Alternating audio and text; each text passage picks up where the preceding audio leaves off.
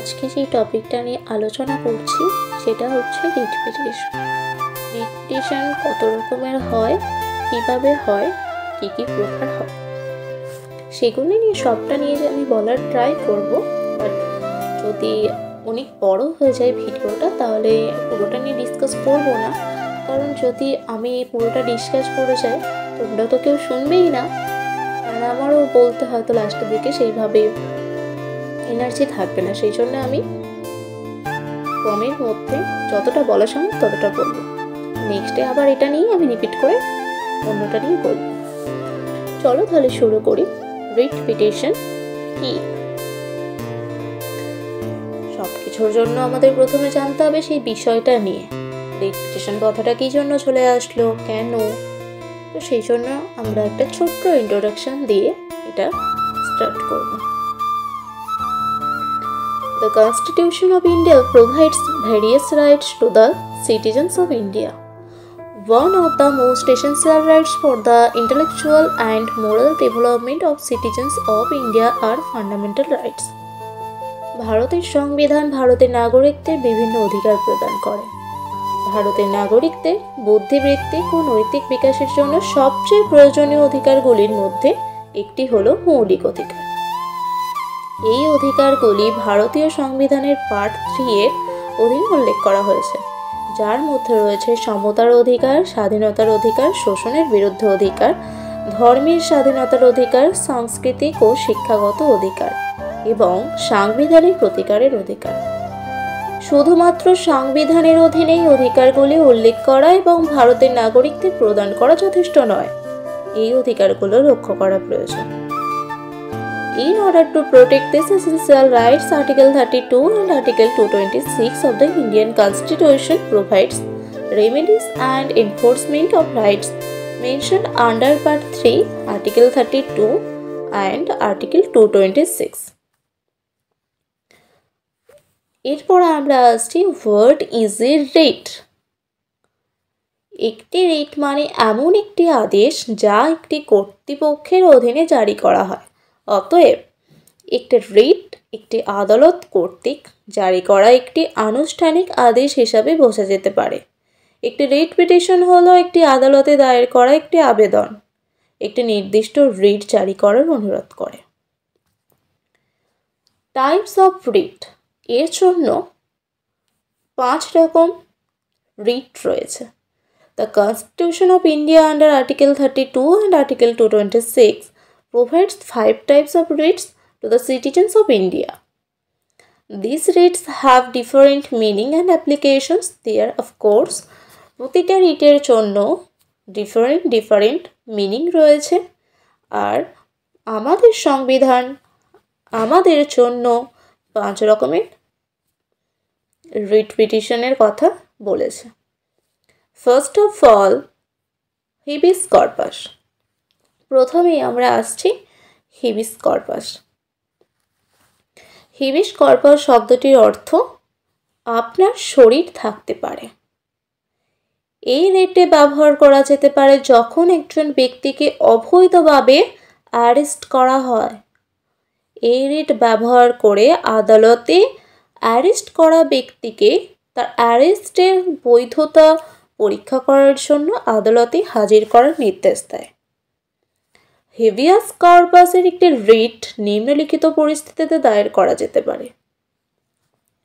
যখন একজন ব্যক্তিকে অ্যারেস্ট করা হয় কিন্তু অ্যারেস্ট করার 24 আওয়ার্সের মধ্যে ম্যাজিস্ট্রেটের সামনে হাজির করা হয় না, ভ্রমণের ব্যয় করার সময় বাদ দিয়ে। যখন একজন ব্যক্তিকে গ্রেপ্তার করা হয়, এমনকি যখন সে কোনো আইন লঙ্ঘন করেইনি, যখন একজন ব্যক্তিকে খারাপ উদ্দেশ্য নিয়ে গ্রেপ্তার করা হয়। সম্প্রতি হেভিয়াস কর্পাসের এই রিপাবলিক টিভির প্রধান সম্পাদক অর্ণব গোস্বামী বোম্বে হাইকোর্টের সামনে ব্যবহার করেছিলেন। আত্মহত্যায় প্ররোচনার মামলায় তার গ্রেপ্তারকে চ্যালেঞ্জ করা হয়েছিল। The writ of habeas corpus cannot be filed under the following circumstances. যখন যে ব্যক্তি বা কর্তৃপক্ষের বিরুদ্ধে হেভিয়াস কর্পাসের রিট দায়ের করা হয় সে আদালতের আঞ্চলিক এখতিয়ারের মধ্যে থাকে না, যেখানে একজন ব্যক্তিকে আটক করা আইন অনুযায়ী অ্যারেস্ট করা হয়। In the case of Sunil Batra versus Delhi Administration 1980, the Supreme Court expanded the scope of habeas corpus to the prisoners against inhuman treatment by the jail authorities. It was held in this case that the court has the power and responsibility to protect the prisoners against this crude behavior and can use habeas corpus writ to enforce in prison humanism. প্রশ্নে আবেদনকারী সুনীল বাত্রা তিহার কেন্দ্রীয় কারাগারে মৃত্যুদণ্ডের সাজাপ্রাপ্ত আসামি ছিলেন। তিনি supreme কোর্টের একজন বিচারকের কাছে একটি চিঠি লিখেছিলেন যাতে কারাগারে বন্দীদের সাথে খারাপ জীবনযাপন এবং সন্দেহজনক আচরণ করা না হয়। তার চিঠিতে তিনি অন্য বন্দীর হেড ওয়ার্ডেন মার্গার সিং প্রেমচন্দের দ্বারা নির্মম আক্রমণ এবং নির্যাতনের অভিযোগ করেছেন ভুক্তভোগীদের পরিদর্শনকারী আত্মীয়দের কাছ থেকে অর্থ আদায় করার জন্য। এই চিঠিটি একটি হেভিয়াস কর্পাস কার্যধারায় রূপান্তরিত হয়েছিল এবং সেই বর্ধিতকরণের মাধ্যমে সুপ্রিম কোর্ট সংবিধানের ৩২ অনুচ্ছেদের আওতায় জনস্বার্থ মামলা হিসেবে বিবেচিত হয়েছিল। এর পরিপ্রেক্ষিতে আদালত রাষ্ট্র ও সংশ্লিষ্ট কর্মকর্তাদের নোটিশ জারি করেন। এটি ডক্টর ওয়াই.এস. চিতল এবং শ্রী মুকুল মিতকলাকে আমিকাস কিউরি হিসেবে নিযুক্ত করে এবং তাদের কারাগার পরিদর্শন করার, বন্দীর সাথে দেখা করার, প্রয়োজনীয় নথিপত্র পরীক্ষা করার এবং প্রয়োজনীয় সাক্ষীদের সাক্ষাৎকার নেওয়ার জন্য অনুমোদিত করে, যাতে তারা নিশ্চিত হয় যে তাদের সম্পর্কে যথাসম্ভব ভালোভাবে জানানো হয়েছে। প্রাসঙ্গিক বিশদ বিবরণ, পরিস্থিতি এবং কেস সম্পর্কিত ঘটনার শৃঙ্খল ঘিরে। কারাগারে তো অনেক কিছুই হয়েছিল। এই সুনীল বর্তা যে কেসটা রয়েছে সেটা দিল্লিতে হয়েছিল, সুপ্রিম কোর্টে গিয়েছিল কেসটি। সেই কেসটিরই কী জন্য অ্যারেস্ট করা হয়েছিল, কী জন্য এই কেসটা আমরা রিট পিটিশনে ফাইল করেছিলাম, সেটাই আমি এখন ডিসক্রাইব করছি। কারাগারে পরিদর্শন এবং সাক্ষীদের পরীক্ষা করার পর আমিকাস কিউরি রিপোর্ট করেছেন এবং নিশ্চিত করেছেন যে বন্দির বায়ুপথে গুরুতর আঘাত রয়েছে। তারা জানিয়েছে নির্যাতনের সময় বন্দির মলদ্বারে একটি বড় রড ঢুকিয়ে দেওয়া হয়েছে। এর ফলে বন্দি ক্রমাগত রক্তক্ষরণে ভুগছিলেন। রক্তক্ষরণ বন্ধ না হওয়ায় তাকে জেলে হাসপাতালে নিয়ে যাওয়া হয় এবং পরে তাকে আরভিন হাসপাতালে স্থানান্তর করা হয়। এটাও জানা গেছে যে বায়ুপথ ফেটে যাওয়ার জন্য বন্দির ব্যাখ্যা ছিল ওয়ার্ডেনের অর্থের দাবি পূরণে ব্যর্থতা। তদুপরি বিভাগীয় কর্মকর্তারা বন্দি এবং কারাগারের ডাক্তারকে অতিরিক্ত চাপ দিয়ে অপরাধ ধামাচাপা দেওয়ার চেষ্টা করেছিলেন। আধিকারিকরা অজুহাত পেশ করে দাবি করেছেন যে আঘাতগুলি স্বপ্রসন্ন বা পাইলসের কারণে। কিন্তু পাইলসের কারণে কি এতটাও রক্তক্ষরণ হয়? জেনে নেওয়া যাক আরও ডিটেলস। এই কেসটি বেশ কয়েকটি সমালোচনামূলক সমস্যা উত্থাপন করেছে, যেমন বন্দিরা নিয়মিত মানুষের মতো একই অধিকার ও মানদণ্ডে অধিকারী ছিল কিনা, সুপ্রিম কোর্টের কি এখতিয়ার ছিল একজন আসামির আবেদন গ্রহণ করার, মৌলিক অধিকার বিশেষ করে 14(19)(21) ধারা প্রযোজ্য ছিল কিনা যাকে আটক করা হয়েছে, কারাগারের নৃশংস ও জঘন্য অবস্থায় মোকাবিলা করা, দুটির মধ্যে কোনটি প্রাধান্য পেয়েছে, পূর্বোক্ত কারাগার আইন বা সংবিধান অন্তর্ভুক্ত মৌলিক অধিকার, ধারা 30 বন্দির সম্পত্তি বাজেয়াপ্ত করা এবং মৃত্যুদণ্ডপ্রাপ্তদের নির্জন কারাবাস এবং 56 আর্টিকেল জেলার বা তার অধস্তন যদি তার দায়িত্ব লঙ্ঘন করে বা আইন বা প্রবিধানের পরিপন্থী কোনো কাজ করে থাকে তবে সে সম্পর্কে প্রশ্ন উত্থাপিত হয়েছিল। জেল আইন 1894-এর 3 মান্থেরও বেশি নয় অথবা 200 টাকা জরিমানা বা উভয়ই হতে পারে। তদুপরি কারা আইনের বিষয়ে ভবিষ্যতে কী সংশোধনীয় পরিবর্তন করা হবে তা নিয়ে প্রশ্ন উঠেছে। পিটিশনার এবং রেসপন্ডেন্টের আর্গুমেন্টস হয়েছিল। পিটিশনার প্রথমে যুক্তি দিয়েছিল যে জেল আইনের ধারা 30 সাবসেকশন 2 মৃত্যুদণ্ডের অধীনে বন্দীকে নির্জন কারাগারে রাখার অনুমোদন দেয় এবং জেল কর্তৃপক্ষের 30 আর্টিকেল কার্যকর করা ভিত্তিতে এই ক্ষমতা দাবি করার ক্ষমতা ছিল না। নেক্সট, প্রেমচাঁদ ফরাসি নাগরিক হওয়া সত্ত্বেও তিনি এখনও মৌলিক অধিকার এর অধীনে সুরক্ষা পাওয়ার অধিকারী ছিলেন, কারণ এটি একমাত্র মানবিক কাজ ছিল পিটিশনারকারী প্রিজন অ্যাক্ট 1894 এর আর্টিকেল 30 সাবসেকশন 2 এবং 56 আর্টিকেল এবং পাঞ্জাব জেল ম্যানুয়ালের অনুচ্ছেদ 399 সাবসেকশন 3 কে চ্যালেঞ্জ করেছিলেন, কারণ এটি ভারতের সংবিধানের 1421 আর্টিকেলের অধীনে মৌলিক অধিকারের বিরুদ্ধে ছিল, যদিও এটি স্বাভাবিক ছিল যে বন্দীদের কিছু অধিকার তাদের দোষী সাব্যস্ত হবে, তবে কোন অধিকারগুলি রয়ে গেছে তা রক্ষা করা এবং কারা কর্তৃপক্ষ নির্বিচারে তাদের কেড়ে না নেয় তা নিশ্চিত করার প্রয়োজন ছিল। জেল আইনের 56 ধারা বাতিল করা উচিত। বেডির জন্য যে কোনো ধরনের লোহা ব্যবহারের অনুমতি দেয়। এটি জেল কর্তৃপক্ষের বন্দীদের বিরুদ্ধে বৈষম্য করার স্বেচ্ছাচারী ক্ষমতা দেয়, কারণ এটি সংবিধানের আর্টিকেল 14 লঙ্ঘন করে। রেসপন্ডেন্টের যুক্তি ছিল যে জেল আইনের ধারা 30 বন্দীদের নিরাপত্তা সম্পর্কে কিছু উল্লেখ করেনি এবং জেল কর্তৃপক্ষকে দোষারোপ করার পরিবর্তে আদালতকে এই ধারাটি আরও বিস্তৃত সংজ্ঞা দেওয়ার দিকে নজর দেওয়া উচিত, যাতে প্রতিরোধ করা যায়।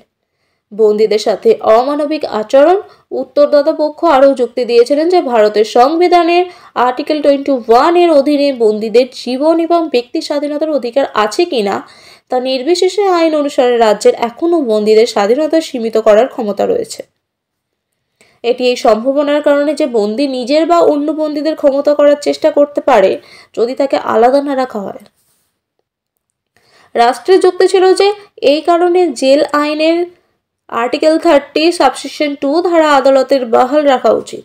উত্তরদাতা পক্ষ আরও যুক্তি দিয়েছিল যে মৃত্যুদণ্ডের অধীনে একজন বন্দীর মানসিক অবস্থার পরিপ্রেক্ষিতে বন্দীর আত্মহত্যা বা অন্যদের ক্ষতি করার চেষ্টা করার গুরুতর সম্ভাবনা রয়েছে।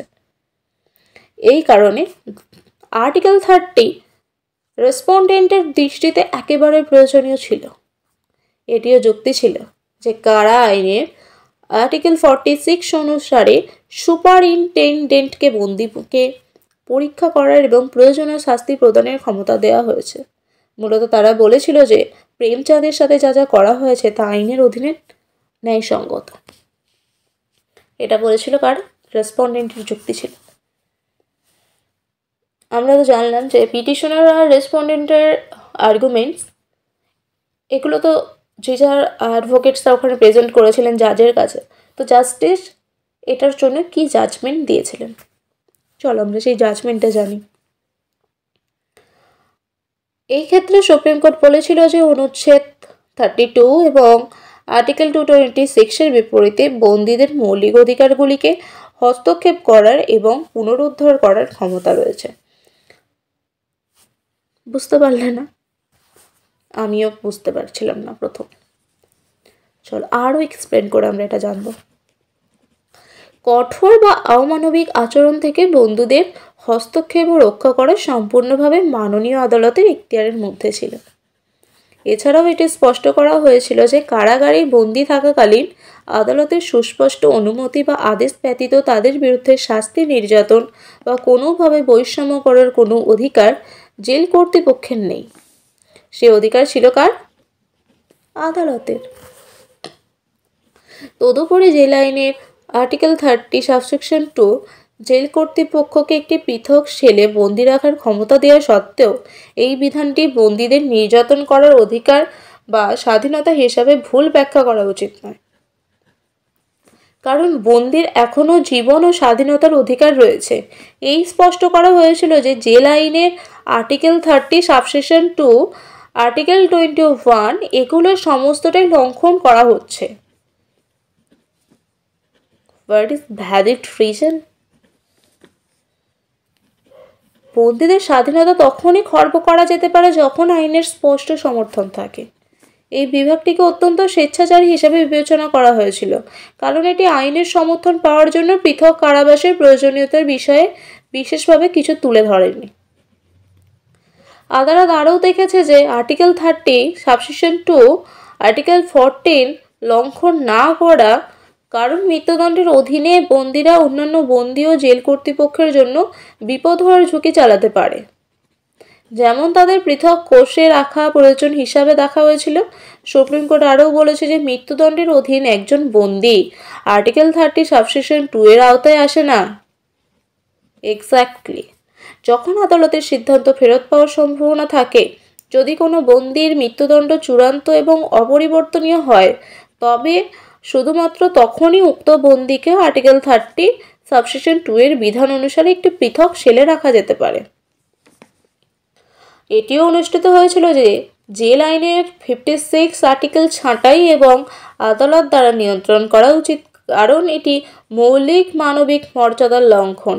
একইভাবে এই ধারার অধীনে সুপারিনটেনডেন্টের ক্ষমতাগুলিও নিয়ন্ত্রণে রাখা হয়েছিল। অপমান ও আত্মসম্মানের সাথে দোষী ব্যক্তিদের পুনর্বাসনকে আদালতের সর্বোত্তম পদক্ষেপ হিসেবে দেখা হয়নি।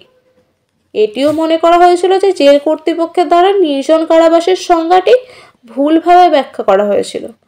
ফলস্বরূপ আদালত বলেছিল যে ধারা 30 এবং এর উপধারা 4 এর অধীনে নির্জন কারাবাসের অর্থ হল বন্দীকে অন্য কোনো বন্দীর সাথে কথা বলা থেকে সীমাবদ্ধ করা।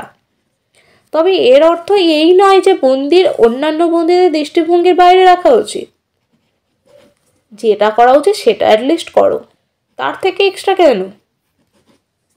তদুপরি জেলা আইনের আর্টিকেল 56 সুপারিনটেনডেন্টকে বন্দীর স্ত্রী করে প্রয়োজনীয় সতর্কতা অবলম্বন করার ক্ষমতা দেয়, তবে তাদের তা করার অনুমতি দেওয়া হয়েছিল তখনই যখন স্থানীয় সরকার এই ধরনের আদেশ যথাযথভাবে নিশ্চিত করেছিলেন এবং তারা তাদের নিজস্ব বিবেচনার ভিত্তিতে এটি করতে পারে না। এই সুনির্দিষ্ট ক্ষেত্রে স্থানীয় সরকারের প্রকাশ্য অনুমতি ছাড়াই প্রেমচাঁদকে লোহার সাথে একটি পৃথক কক্ষে রাখা হয়েছিল। কেন? ফলস্বরূপ সুপারিনটেনডেন্টকে তার কাজের জন্য দায়ী ছিল। বোঝা গেল?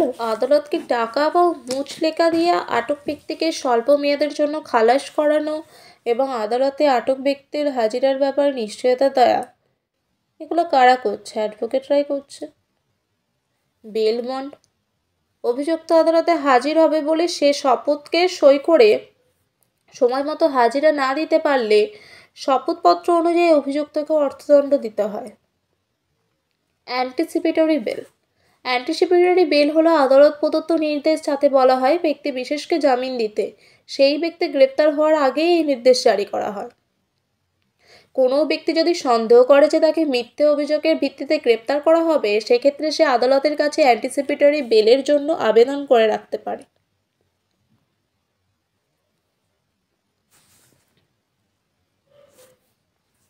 বাই লস, কোনো অ্যাসোসিয়েশন বা কর্পোরেশনে যে বিধি বা নিয়ম মেনে চলবে বলে ঠিক করে।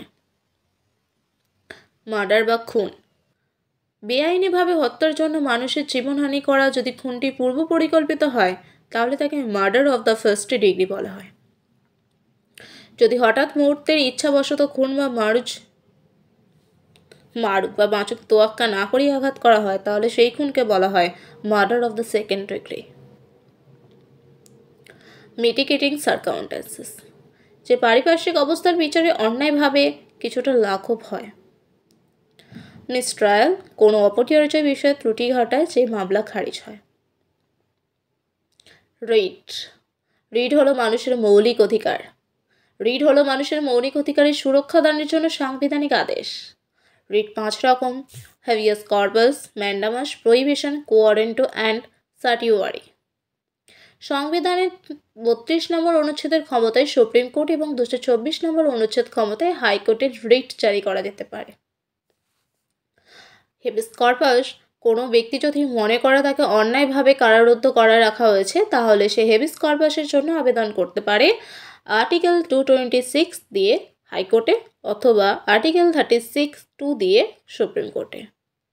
সেই আবেদন গ্রাহ্য হলে আদালত কারাগার কর্তৃপক্ষকে হুকুম দেবে যাতে কয়েদিকে আদালত থেকে নিয়ে আসা হয় যাতে আদালত বিচার করে দেখতে পারে যে তাকে অন্যায়ভাবে কারারুদ্ধ করে রাখা হয়েছে কিনা।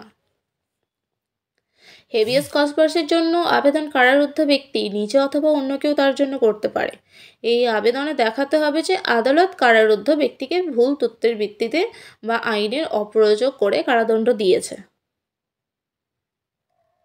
অবশ্যই একটা যেন ভ্যালিড রিজন থাকে। তুমি অনেক কিছু করে নিয়েছো, তুমি পানিশমেন্ট পাবে না, এটা তো হয় না।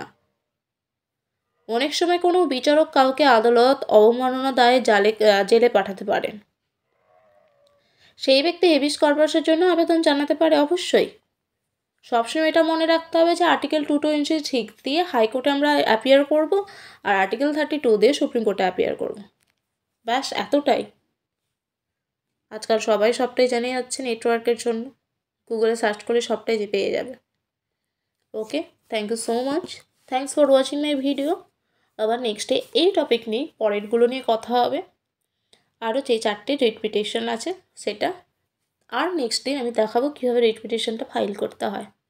ওকে, বাই। নেক্সট ভিডিওতে তাহলে আবার কথা হবে। টাটা।